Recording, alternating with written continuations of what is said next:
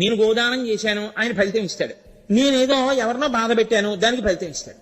నేను బాధ పెట్టినటువంటి పాపాన్ని తీయలేడు, నేను గోదానం చేసిన పుణ్యాన్ని ఆయన తీసేయలేడు. ఇప్పుడు కర్మ గొప్పదా, ఈశ్వరుడు గొప్పవాడా? కర్మ గొప్పది. అప్పుడు ఈశ్వరుడి స్థితి ఏమిటి? అది కాదు సనాతన ధర్మంలో. నీకొకసారి పశ్చాత్తాపం కలిగి త్రికరణ శుద్ధిగా మీరు ఈశ్వరుణ్ణి ప్రార్థిస్తే అది ఘృతరీతి ఘనీభూతం దయాళువై పాపమునకు ఇవ్వవలసిన భయంకరమైన ఫలితాన్ని బాగా తగ్గించేసి ఇచ్చేస్తాడు. పూర్వం మణినాగము అని ఒక నాగం, చాలా పెద్ద పాము. ఆ పావుకి ఒక లక్షణం ఉండేది, అది నమ్మింది శివుణ్ణి. దానికి ఇదే భయం, గరుత్మంతుడు కొట్టుకుపోతాడని.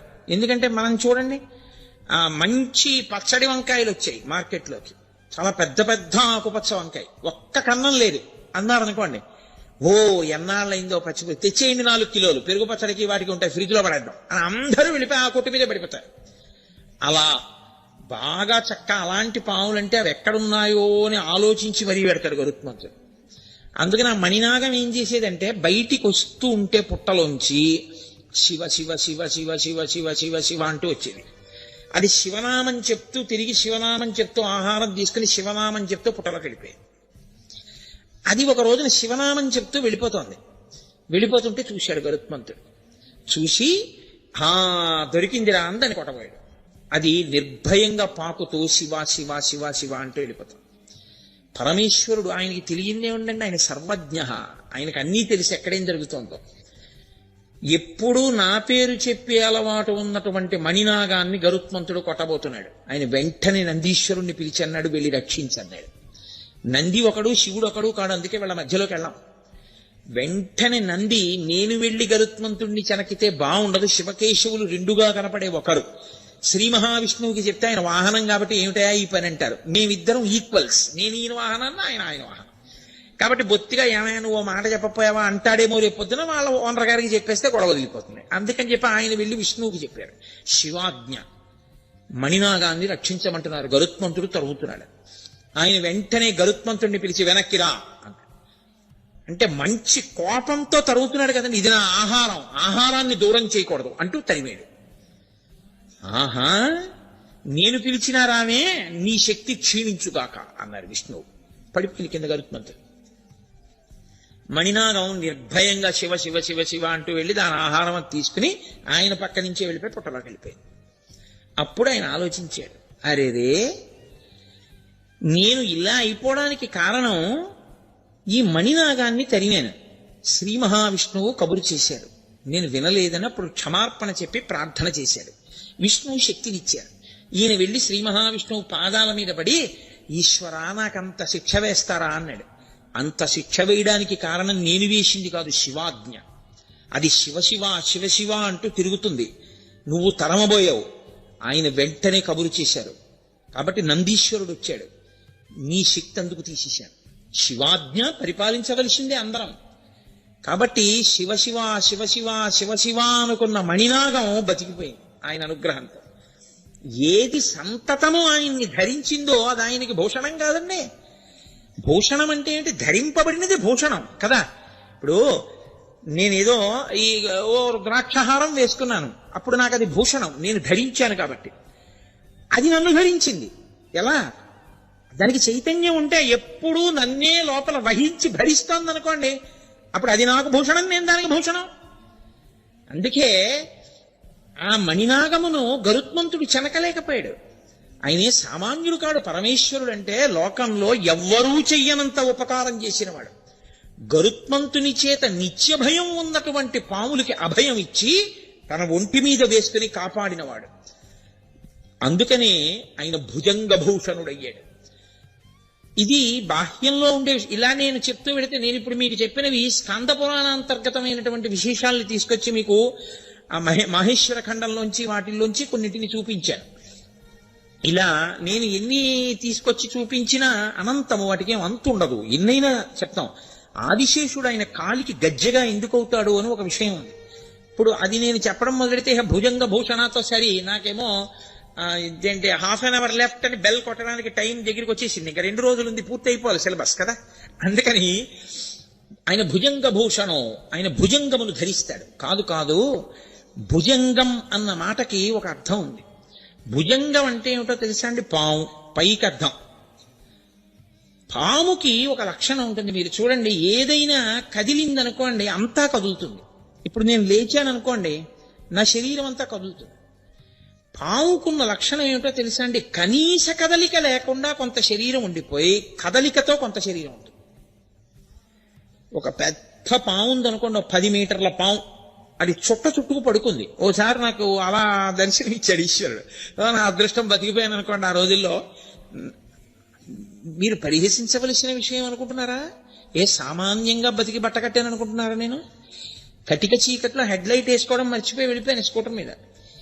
తీరా దగ్గరికి వెళ్ళేటప్పటికీ అలా చూస్తే ఏదో పెద్దది పడుకున్నట్టు అనిపించింది. ఆ రోజుల్లో నేను సామర్లవాడలో పనిచేసేవాడిని. ఆ పక్క పొదల్లోంచి అక్కడ నల్లత్రాసు ఉంటుంది అని చెప్పేవారు మా వాళ్ళు. అయ్యి బాబాయ్, పాము కాదు కదా అని లైట్ వేశాను. పామేది?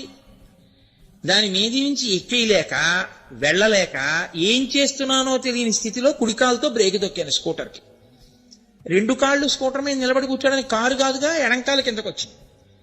అది వెంటనే చుట్టుకున్న చుట్టలో ఇలా అడ్డంగా రోడ్డుకున్నటువంటి శరీరం వెనక్కి తీసింది. పడగ ఇలా ఇలా ఇలా ఇలా వెనక్కి వచ్చి ఇలా విప్పింది. చక్కగా పాదం అక్కడే ఉంది, ఎడం పాదం. హెడ్ లైట్ కాంతిలో మెరిసిపోతోంది. ఇలా పైకెత్తి చూసింది, ఇలా కిందకి చూసింది. ఏమో ఈశ్వరుడు ఏమన్నాడో తెలియదు మరి, కొట్టకు అని ఉంటాడు శివాజ్ఞ. అది తలదించి వెళ్ళిపోయింది. అది వెళ్ళిపోయింది, నేను వెళ్ళిపోయాను. కానీ నేనేం చోళ్ళవి చల్లించుకోలేదు. ఎందుకనంటే అది కొట్టేయాలి అంటే అప్పుడు నాకు ఎవ్వరూ లేరిక, నన్ను రక్షించగలిగిన వాళ్ళు. చక్కగా కొట్టేచ్చారు. కానీ అది ఎందుకో ఇలా తలెత్తి చూసింది, కిందకి చూసింది, వెళ్ళిపోయింది. బహుశः వీడు నన్ను చంపుదాం అనుకున్నవాడు కాడు, ఏదో పొరపాటునొచ్చాడు. వీడిని నేను ఎందుకు చంపాలనుకుందో ఏమో, ప్రాణభిక్ష పెట్టి వెళ్ళిపోయింది. ఈశ్వరుడు వీడేదో శివాలయ పునర్నిర్మాణంలో 30 రోజులు ఉపన్యాసాలు అవి చెప్పవలసిన అవసరాలు కొన్ని ఉన్నాయనుకున్నాడో ఏమో, ఉంచేశాడు. కాబట్టి ఆనాడు అది కరవలేదు. కాబట్టి అది ఏం చేస్తుందంటే, ఓ చుట్టుకుని పడుకుందనుకోండి, ముందు దాని తలొకటే కదులుతుంది. తలొక్కటి కదిలి వెడుతుంటే మిగిలిన చుట్ట అలాగే ఉంటుంది. చుట్టంతా ఏం కదిలిపోతుంది దానికి, ఏదో పులి పరిగెడితే లేచిపోయినట్టు, ఏనుగు పరిగెడితే ఒళ్ళు లేచిపోయినట్టు లేచిపోద్ది దానికి. మిగిలిన చుట్ట అలాగే ఉంటుంది. కొంత భాగాన్ని బయటికి వస్తుంది. ఆ తర్వాత అది వెళ్ళిపోదాము అనుకుంటే మాత్రం అలా కదిలి కదిలి కదిలి కదిలి కదిలి కదిలి వెళ్ళిపోయిన తర్వాత చిట్ట చివర తోక భాగం కదిలి వెళ్ళిపోతుంది. ఆ చుట్ట అలా విప్పుకుంటుంది, విప్పుకుని విప్పుకుని విప్పుకుని విప్పుకుని కదులుతుంది. అప్పుడు మొత్తం పాము కదులుతుంది. లేకపోతే ఒక్కొక్కసారి అక్కడ వరకే వెళ్ళి మళ్ళీ వెనక్కి వచ్చి ఇచ్చేది, చుట్టంతా కదలదు. అది కాలము యొక్క స్వరూపం. కాలము భూత భవిష్యత్ వర్తమాన అని 3 కింద కదిలిపోతుంటుంది. చుట్టొక్కటి చుట్టుకు పడుకుంటుంది పావులాగి. అది భూతకాలముగా తినేస్తుంది కొన్నింటిని. గడిచిపోయిన కాలంలో మా నాన్నగారు, మా అమ్మగారు, మా తాతగారు, మా అక్కయ్య గారు అందరూ పడిపోయారు. భవిష్యత్, ఆ భవిష్యత్తులో కూడా తింటుంది, వర్తమానమునందు తింటూ ఉంటుంది. కాలరూపంగా కదులుతుంది. ఆ కదలికకి చుట్టలు చుట్టుకున్నటువంటి ఆ పాము యొక్క శరీరం, ఆ కదలికని కాలం అంటారు. కాలమునకున్న లక్షణం ఏమిటంటే పాపపుణ్య ఫలితములనిచ్చుట, శరీరములనన్నిటినీ పడగొట్టి వేయుట. అన్ని కాలంలో పడిపోతాయి. అటువంటి కాలమునకు అందరూ పడిపోతే, కాలమునకు కాలునికి కామమునకు లొంగక కాలుణ్ణి కాముణ్ణి కూడా నియంత్రించిన వాడెవడో వాడు భర్గ. అందుకని ఆయనకు అది ఆభరణం. అది ఆయన చెవి పక్కన ఇలా పడగ విప్పుంటుంది, కానీ ఆయన ఇలా నిర్భయుడై ఉంటాడు. ఎందుకని అంటే ఆయన ఆ కాలుణ్ణి ఇటు కాముణ్ణి వశం చేసుకున్నవాడు. ఇది చెప్పడానికి ఆయన భుజంగ భూషణ కాదు. భుజంగం అన్న మాట ఎందుకు వాడారో తెలుసా అండి? భుజంగం అంటే భుజం, అది వక్రయత, ఒకలా కాకుండా ఎప్పుడూ కూడా చలతీతి ఇది భుజంగ. వంకర టింకర్లగా నడిచేటటువంటి అలవాటు దేనికుందో దానికి భుజంగం అని పేరు. పాముకి నిలువుగా వెళ్ళడం ఎప్పుడూ రాదు. పాము ఎప్పుడు ఇలా వంకర టింకరగానే వెడుతుంది. వంకర టింకరగా వెళ్లే అలవాటు తనంత తాను ఉండిపోయింది ఏదో తెలుసా అండి? ఇంద్రియములతో కూడిన మనసు. ఇంద్రియాలు మనసు తనంత తాను ఇప్పుడు కూడా లేస్తూనే సుప్రభాతం చేసుకుందాం, చక్కగా పూజ చేసుకుందాం, ఈ లోకాన్నంతటినీ మన కుటుంబంలా చూసుకుందాం, ఎవరి డబ్బు గురించి మనం ఆశపడద్దు, ఈశ్వరుడికి నైవేద్యం పెట్టి తిందాం, సూర్యోదయానికి లేచిపోదాం అలా అంటుందేమిటి? అలా ఏమందో. మనసు ఇంద్రియములు ఎప్పుడు వంకర టింకరగా తిరుగుతాయి. కుటిలం చరతీతి ఇది భుజంగ. భుజం కుటిలం చరతీతి. కుటిలం అంటే వంకర టింకరగా తిరుగుతుంది. ఈ వంకర టింకర తిరుగుడంతా దేనివల్ల అలవాటైందంటే ఈ ఇంద్రియములతో సుఖములను అనుభవించడానికి అలవాటు పడి ఈ మనసు ఎప్పుడు వంకర టింకర తిరుగుడే తిరుగుతుంది తప్ప తిన్ననైనటువంటి నడక దీనికి రాదు. ఇలా తిన్ననైన నడక రానటువంటి మనసుని ఈశ్వరుడి దగ్గర పెట్టేస్తే ఆయన దాన్ని భూషణ మెడలో వేసుకుంటాడు. ఆ మనసుని ఆయన స్వీకరించి ఆయనే శరణాగతి చేసిన వాడి మనసుని నడిపించగలిగినటువంటి బాధ్యతని తాను స్వీకరించి మిమ్మల్ని తనకి ఆభరణంగా ఆయన స్వీకరించేస్తాడు. అందుకని ఆయన భుజంగ భూషణ. ఏమండి, మరి మేము గతంలో చేసిన పాపాలు మీరు ఒక్కటే జ్ఞాపకం పెట్టుకోండి.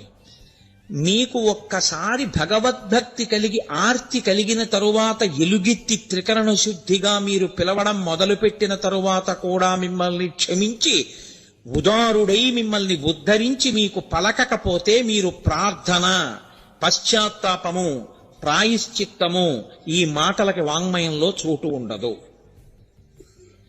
ఇక ప్రార్థన అసలు నేను ఎందుకు చెయ్యాలి?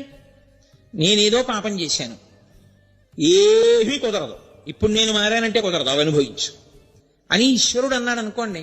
అప్పుడు నేను ఇంకిప్పుడు మారడానికి అసలు ఎందుకు సాధన చేయడం, ఎందుకు ఇప్పుడు ప్రయత్నం చేయడం? నేను ఎలాగో నేను చేసినవన్నీ అనుభవించాలి, ఇప్పుడు చేసినవి ఎప్పుడో అనుభవంలోకి వస్తాయి. కాబట్టి ఆయన ఏం ఉపకారం చేస్తాడు? ఆయన ఏమీ చేయడు. మీరు ఏ కర్మలు చేశారో ఆ కర్మలు ఈశ్వరుడి కన్నా గొప్పవి కూర్చున్నాయి. అవునా కదా? మీరు కొంచెం జాగ్రత్తగా ఆలోచించండి. నేను గోదానం చేశాను, ఆయన ఫలితం ఇస్తాడు. నేనేదో ఎవరినో బాధ పెట్టాను, దానికి ఫలితం ఇస్తాడు. నేను బాధ పెట్టినటువంటి పాపాన్ని తీయలేడు, నేను గోదానం చేసిన పుణ్యాన్ని ఆయన తీసేయలేడు. ఇప్పుడు కర్మ గొప్పదా, ఈశ్వరుడు గొప్పవాడా? కర్మ గొప్పది. అప్పుడు ఈశ్వరుడి స్థితి ఏమిటి? అది కాదు సనాతన ధర్మంలో. మీకొకసారి పశ్చాత్తాపం కలిగి త్రికరణ శుద్ధిగా మీరు ఈశ్వరుణ్ణి ప్రార్థిస్తే అది ఘృతరీతి ఘనీభూతం దయాళువై పాపమునకు ఇవ్వవలసిన భయంకరమైన ఫలితాన్ని బాగా తగ్గించేసి ఇచ్చేస్తాడు. అంత తగ్గించి ఇవ్వగలిగినటువంటి కృపకి, ఆ స్థితికి మహానుభావుణ్ణి ఇప్పటికైనా మారి మనం ఆయన పాదాలు పట్టుకుందాం అనుకుంటాం. పుణ్యాన్ని ఎందుకు తీసేయడం? అది ఉన్నా కూడా మీరు అనుభవించడానికి శరీరంలోకి రావాలి. కాబట్టి ఇప్పుడు పుణ్యము లేదు, పాపము లేదు, అనుభవించడానికి ఏమీ లేకపోతే రావడం ఎందుకు? ఎత్తి మెళ్ళబడేసుకుంటాడు. ఇంత పాపపు నడవడి కలిగిన వాడిని ఆయనకు ఆభరణం అయిపోయాడంటే, ఒకప్పుడు పాపపు నడవడి ఇప్పుడు ఆయన మెళ్ళలో ఉంటే ఆరాధనీయము. అది ఆ వాసుకి మీకు అనుగ్రహ ప్రదాత అయిపోతాడంతే జీవుడు, ఆ స్థితిని పొందేస్తాడు. ఇది చెప్పడానికి ఆయన భుజంగ భూషణ. భక్తి అన్న మాటకు అర్థం ఏంటి? వేదం చెప్పింది చేస్తే కదా భక్తి. అప్పుడు భక్తి లేని స్థితే, భక్తి ఉన్న స్థితే. అది మెట్ట వేదాంతం అంటారు, అర్థం లేని వాదం, అది పిడివాదం. కాబట్టి ఆ స్థితిలో ఎవడు నిలబడతాడో వాడికి ఆ కర్మలు మళ్ళీ ఇంకా ఫలితాన్ని ఇవ్వడము అనేటటువంటిది ఉండదు. ఆయన ఖాతాలో ఆఖరికి వెళ్ళేటప్పటికి ఈశ్వరుడు ఏం చేస్తాడంటే కుడి చేతి వైపు పేజీ మీద ఇలా కొట్టేస్తాడు. ఏం లేదు, పాపం తీసేశాను, పుణ్యం తీసేశాను. పుణ్యం లేదు, పాపం లేదు, అనుభవించడానికి ఏం లేదు. కాబట్టి ఏం చేస్తాడు? నవ్వుతూ వెళ్ళిపోయే స్థితి ఇచ్చేస్తాడు. నవ్వుతూ వెళ్ళిపోయాడు కదా, రావక్కర్లేదు, తన మెడలో పడేసుకుంటాడు. అది పాము అని మీరు అనుకుంటున్నారు, కానీ ఇప్పుడు అది భుజంగ భూషణ, తన మెడలో వేసుకుంటాడు. ఇది ఆయన ఇవ్వగలడు కాబట్టి ఇమ్మని ప్రార్థించారు. నేనేమీ చెయ్యలేదని చెప్తున్నాను, నన్ను అనుగ్రహించన్నారు కొంతమంది. శ్రీశైలేషు భజింతునో యభవ కాంచీనాథు సేవింతునో కాశీవల్లభు కల్వబోతున మహాకాళేషు పూజింతునో నా శీలం అణువైన మేరువణుచున్ రక్షింపవే నీ కృపాశ్రీ శృంగార విలాసహాసముల చేసి కాళహస్తీశ్వర అంటాడు ధూర్జటి. కాబట్టి భుజంగభూషణ అంటే కుటిలముగా వంకర టింకర్లగా తిరిగేటటువంటి అలవాటు ఉండిపోయినటువంటి స్థితి నుంచి ఉద్ధరించగలిగిన వాడు. అంటే మనసు కోర్కెతో వెంపర్లాడకుండా చేయగలిగినటువంటి స్థితి ఉన్నవాడు. అయితే మీరు నాతో ఒక మాట అనొచ్చు, అయితే ఏమండి భాగవత సప్తాహం చేద్దామని ఉంది, ఆ కోరిక కూడా మాకు పుట్టకూడదా? మరి అది కూడా కోరికేగా. మరి ఆ కోరిక తీర్చుకుంటే మళ్ళీ ఇంకోసారి సప్తాహం చేద్దామనిపిస్తే తప్పేమో. మీరెప్పుడూ ఒకటి గుర్తుపెట్టుకోండి, వెంకటేశ్వర స్వామి వారి ముందు నిలబడి ఇద్దరు నమస్కారం చేశారు. ఒక ఆయన అన్నాడు, ఈశ్వర నా కొడుక్కి మంచి ఉద్యోగం వచ్చేటట్టు చూడు. ఇప్పుడు ఆయన కామిత భక్తుడు, ఆయనకి కామ్యముతో నమస్కరించినాడు. ఇంకొక ఆయన అన్నాడు, ఈశ్వర మా ఊళ్ళో వెంకటేశ్వర వైభవం చేద్దాం అనుకుంటున్నాం, నిర్విఘ్నంగా వెంకటేశ్వర వైభవం యొక్క ప్రయోజనం అందరికీ అందేటట్లుగా చూడు అన్నాడు. ఇద్దరూ కోరికలు కోరిన వాళ్లేనా? కాదు. శాస్త్రంలో ఎవడు కేవలము ఈశ్వర భక్తిని మాత్రమే కోరాడో వాడు కోరనివాడు. ఈశ్వర భక్తి వినా ఈ లోకమునందు పనికొచ్చేవి మాత్రమే కోరినవాడి. కాబట్టి భాగవత సప్తాహం చేయడం కోరికేనా అంటే కోరిక లేని స్థితే అవుతుంది అది. ఎందుకంటే అది ఉద్ధరణ మార్గం. మీరు ఒక్కటే గుర్తుపెట్టుకోవాలి, తాడే ఇలా తిప్పేశారు, కట్టేశారు, ఇలా తిప్పేశారు, విప్పేశారు, అప్పుడు తాటిని తిప్పారు, ఇప్పుడు తాటిని తిప్పారు. కానీ ఒకసారి తిప్పితే కట్టుకుంది, ఒకసారి తిప్పితే విప్పుకుంది. ఈశ్వరుడి ముందుకెళ్ళి నిష్కామంగా ఈశ్వర కార్యం చేయడం తాడు విప్పుకోవడం, ఈశ్వరుడు ముందుకెళ్ళి కామంతో కార్యం చేయడం, కామం అంటే కోరికతో మీరు ఒక పని చేయడం, కట్టుకోవడం, అది కట్టుకోవడమే. నాకో పుణ్యం వస్తుందండి ఏం చేశాను అనుకున్నా పుణ్య ఫలితాన్ని అనుభవించడానికి రావాలి. అది వద్దు, ఇది వద్దు, చేసేసి ఉమామహేశ్వర పర బ్రహ్మార్పణమస్తు, వాడు చేయించాడు, వాడికి వెళ్ళిపోయి నీకేముంది, ఏమీ లేదు, నాకేం అక్కర్లేదు కూడా. కాబట్టి ఇప్పుడు ఇటు లేదు అటు లేదు, 2 పేజీలు లేవు, పుస్తకం ఏంటి ఇంకా. కాబట్టి వాడు నవ్వుతూ వెళ్ళిపోతాడు. కాబట్టి చేసిన కర్మని ఈశ్వరునికి ధారపోసి బ్రతుకుట త్రికరణ శుద్ధిగా. నీకు ఫలితం ఈశ్వరుడే. ఇలా చేసిన వాడు ఎవడుంటాడో వాడిని ఈశ్వరుడే పొదివి పట్టుకుని ఉంటాడు. ఇంకంతకన్నా ఏం కావాలి నీకు? ఈశ్వరుడే కాపాడుతుంటాడు. అది అచంచల భక్తి. అటువంటి స్థితిని పొందుట కొరకు ఆ మార్గమును దిద్దగలిగిన వాడెవరో వాడికి భుజంగభూషణుడని పేరు. ఎన్ని అర్థాలు వస్తున్నాయి చూడండి. నామం ఒకటే, కానీ ఆ ఒక్క నామంతో ఎన్నిటినో ప్రతిపాదన చేస్తారు. లోకంలో అవతల వాణ్ణి పడగొట్టడానికి ఎన్నో సాధనములు ఉంటాయి. దృష్టి దగ్గర నుంచి, దృష్టి కూడా పడగొట్టడానికి సాధనం తెలుసా అండి. చూడకూడని రీతిలో అసూయతో అదే పనిగా చూస్తే అవతలి వారిలో ఉండే తేజస్సు క్షీణిస్తుంది. నేను అలా క్షీణించకుండా కొన్ని జాగ్రత్తలు తీసుకుంటూ ఉంటారు. అప్పుడు ఆ దృష్టి నుంచి ఇది విరిగిపోతుంటుంది. అలా విరగగొట్టగలిగినది ఎలా ఉంటుందో అలా అది శివం. ఈశ్వరుని పడగొట్టడానికి మీకు ఏ సాధనములు ఉండవు లోకంలో. మీకు బాహ్యంలో ఎవరినైనా పడగొట్టడానికి ఏవైనా ఉంటాయేమో, కానీ లోకంలో ఈశ్వరుణ్ణి పడగొట్టడానికి మాత్రం ఏదీ లేదు. అందుకే సనాతన ధర్మంలో ఈశ్వరుడే చచ్చిపోవడం అనేది ఎప్పుడూ ఉండదు. భగవంతుడే భక్తుల చేతిలో చనిపోవుట ఆ మాట అసలు ఉండదు ఆయన దగ్గర. రాక్షసుల చేతిలోనో భక్తుల చేతిలోనో ఆయనే చచ్చిపోతే ఇంకేమిటి ధర్మం ఎక్కడి నుంచి వస్తుంది? కాబట్టి ఈశ్వరుడే అచ్యుతుడై ఉంటాడు. ఆయన్ని పడగొట్టలేరు, ఏ సాధనము చేత పడరు. బాహ్యంలో అయితే ఆయన సృష్టించాడు, ఆయన మంత్రం ఆయన మీద వేస్తే అప్పుడు ఆయన మంత్రం పని చేయకపోతే ఆయనే పని చేయనట్టు అయింది. అప్పుడు ఆయన మంత్రానికి ఆయన పడిపోడా? ఈ ఆలోచన ఒకటి వచ్చింది ఒకప్పుడు, తెలుసా అండి. అందుకే తత్వ విచారణ చెయ్యాలి మీరు ఎప్పుడు.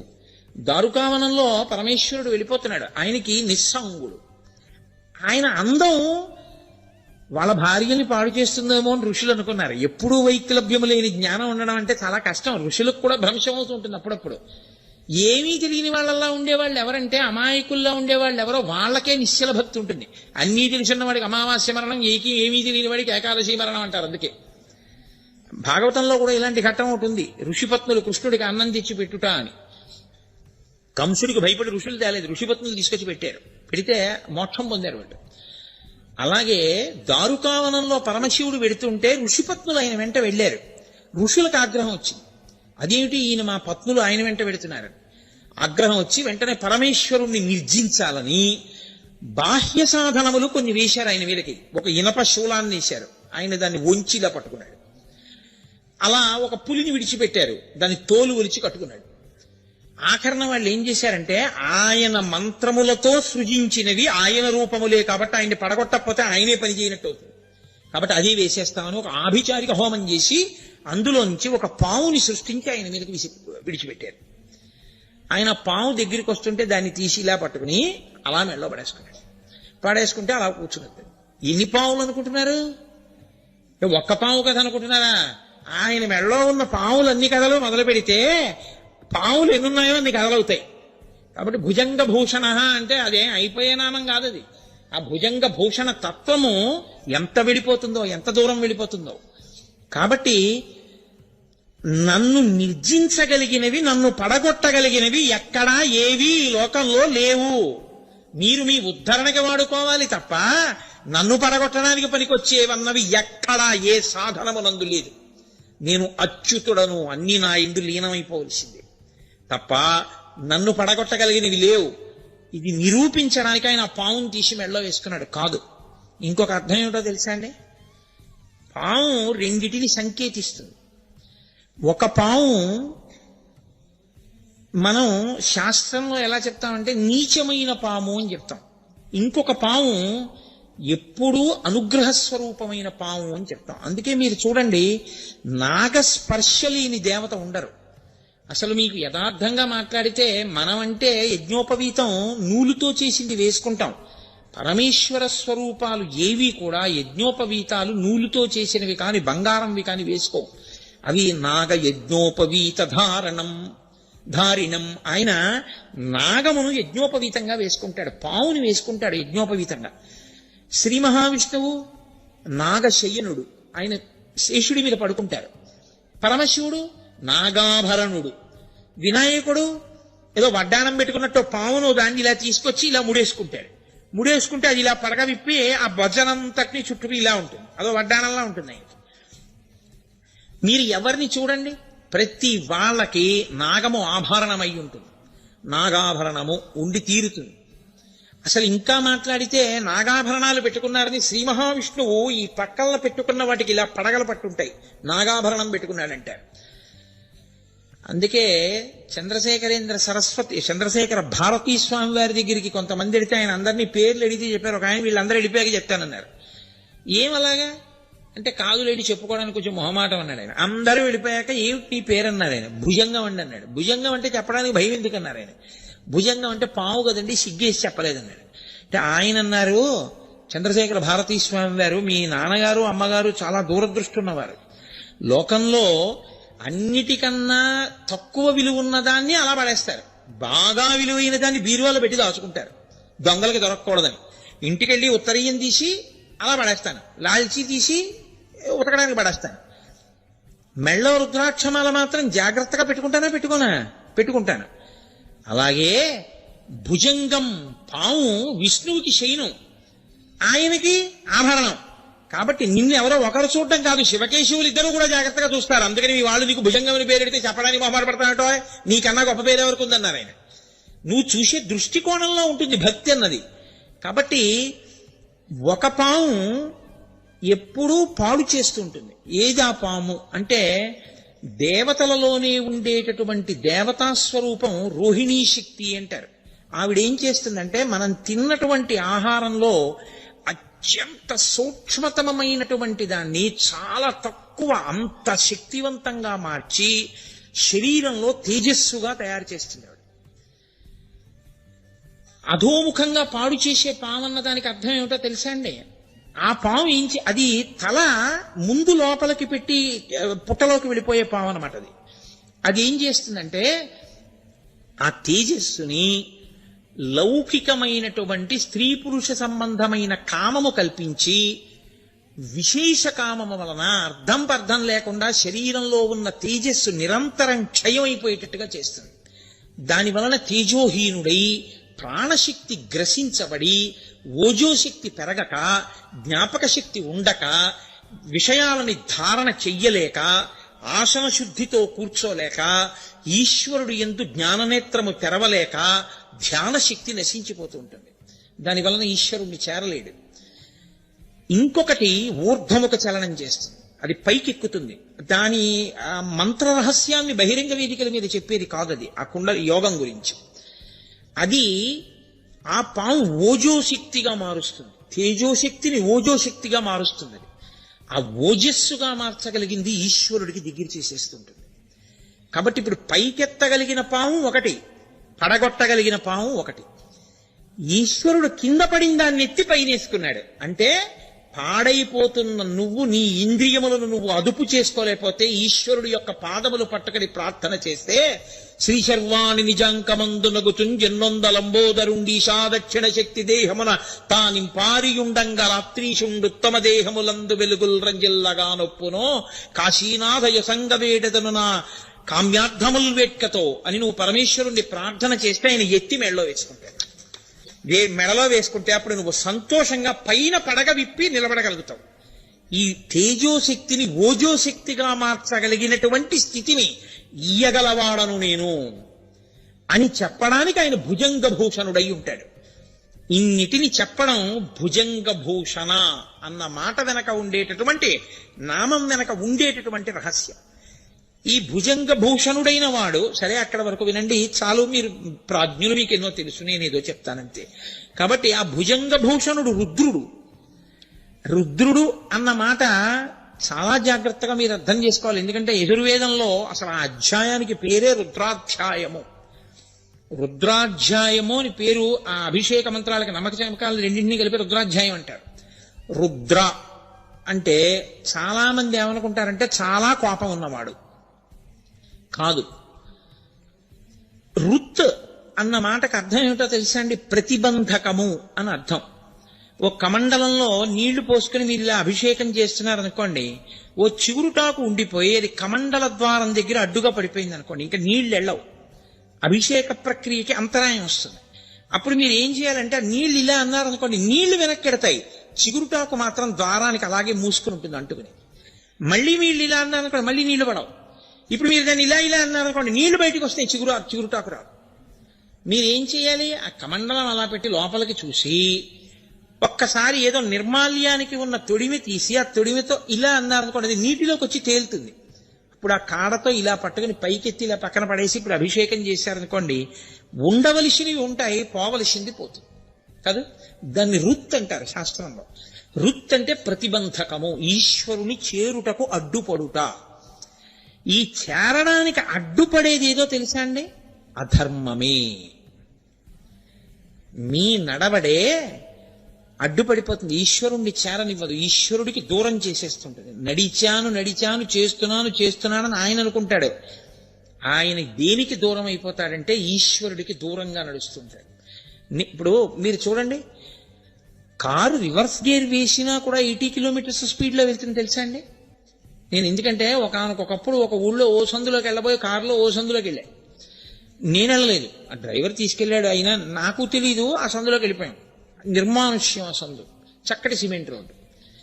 అలా అది పక్కన రెండు పక్కల పెద్ద దొడ్లు గడ్డిమావులతోటి, కాబట్టి ఇళ్ళులో ఎవరు జనం వచ్చే అవకాశం లేదు, గోడే ఉందంతే. బాగా లోపలికి వెళ్ళిపోయి ఇక్కడేనా అండి ఫలానా దేవాలయం అంటే వాళ్ళన్నారు కాదు, ఆ ముందు సందులోనండి, మళ్ళీ వెనక్కి వెళ్ళిపోయి అలా తిరగండి అన్నారు. అది మళ్ళీ కారు ఇలా తిప్పుకోవడానికి అవకాశం లేదు అక్కడ. అతను ఏం చేశాడంటే ఇంత దూరం కూడా వెనక్కి, నేను అప్పుడే రివర్స్ గేర్లో ఇంత స్పీడ్ వెళ్ళొచ్చు అనమాట అనుకున్నాను. ఒక 50-60 కిలోమీటర్ల వేగంతో వచ్చేసాడు వెనక్కి. వచ్చేస్తే క్షణంలో వెనక్కి వచ్చి మళ్ళీ తిరిగాడు. అలా వెనక్కి తిరగగలిగినటువంటి శక్తికి, అంత వేగంగా వెనక్కి రాగలగడాన్ని కారు ఎందే నిక్షేపింపబడిన, ముందుకు వెడుతున్నాను అనుకుని రివర్స్ గేర్ వేస్తే వెనక్కి వెళ్ళడం ఎలా ఉంటుందో, నడిచినా వెనక్కి వెళ్ళిపోవడం ఎలా ఉంటుందో, అధర్మమును చేస్తూ నేనేదో చేస్తున్నాను అనుకోవడం అలాగే ఉంటుంది. ఈశ్వరుడికి దూరంగా నడిచి వెళ్ళిపోతుంటారు. దానికి రుత్ అంటారు. ప్రతిబంధకంగా అడ్డుపడిపోయింది అది. ఇప్పుడు ఈ రుత్తుని ఏం చేస్తాడంటే, తాం భక్తానాం ద్రావయతీతి ఇది రుద్ర, తాం భక్తేభ్యో ద్రావయతీతి ఇది రుద్ర. నీ అంత నువ్వు దిద్దుకోవడం చేత కాకపోయినా నువ్వు శివుడి కాళ్ళు బాగా పట్టుకుంటే ఈ ప్రతిబంధకాన్ని ఆయన తీసేస్తాడు. తీసేసి ఎటు నడవాలో నీకు నేర్పేస్తాడు. ఇది సాధారణంగా ఆయన గురుస్వరూపంగా చేస్తాడు. ఎందుకంటే బోధ జరగాలి కదా. మరి ఎలా చెయ్యాలి ఆయన? ఒకటి ప్రచోదనంతో చెయ్యాలి, రెండు గురువు ద్వారా చెయ్యాలి సమాజానికి. అందుకని ఆయనే గురువుగా తిరుగుతాడు, శివాయ గురవే నమః అని.